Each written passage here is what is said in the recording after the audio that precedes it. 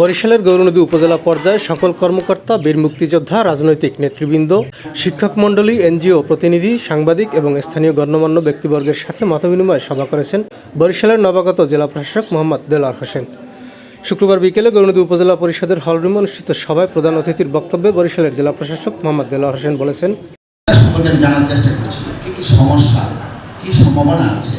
তো আপনাদের এই গৌরনদীতে যে সমস্যাগুলো আছে, যে সম্ভাবনা আছে, যে সম্ভাবনাটা যদি অ্যাড্রেস করা হয়নি, আনঅ্যাড্রেস হয়ে গেছে, যেটা আরো আগে হতে পারত, সেই বিষয়গুলো যদি আপনারা অ্যাড্রেস করে আমাকে আপনারা লিখিতভাবে আমাদের ইউনিয়ন মাধ্যমে আমাকে জানান, আমি ঊর্ধ্বতন কর্তৃপক্ষের দৃষ্টি আকর্ষণ করে আপনাদের এলাকার উন্নয়নে যা কিছু করার দরকার আমি করার জন্য বদ্ধপরিকর।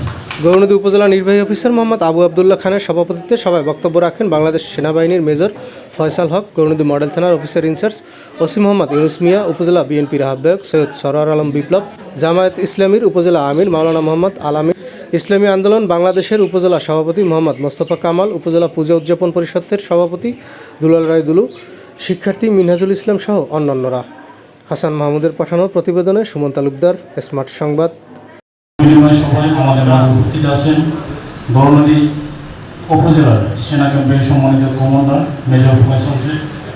দেশের নাগরিকের পাশে ছিল 1971 সাল থেকে শুরু করে 25শে মার্চ রাতে যখন আপনার অপারেশন ক্লিন হার্ট এবং যখন শুরু হয় যখন পাকিস্তানি বাহিনীরা যখন ওনারা অপারেশন শুরু করেন তখন থেকে শুরু করে আজকে এই দিন পর্যন্ত বাংলাদেশ সেনাবাহিনী সবসময় আপনাদের পাশে আছে।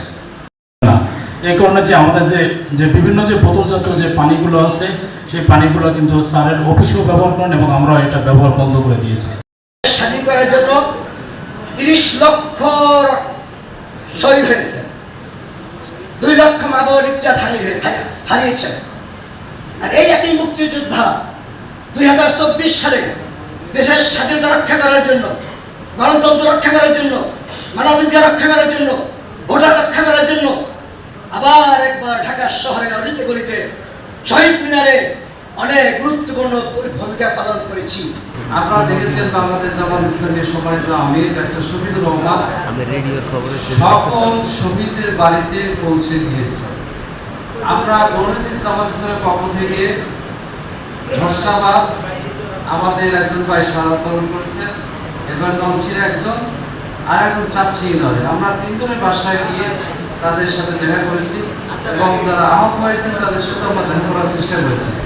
5ই আগস্টের আগে যেভাবে চাঁদাবাজি, মাদক প্রত্যেকটা সেক্টরে যেরকমভাবে বিভিন্ন আপত্তি ছিল, আজও পর্যন্ত তার আলোচিত কোনো বাস্তবায়ন পদক্ষেপ আজও পর্যন্ত পাওয়া যায় নাই।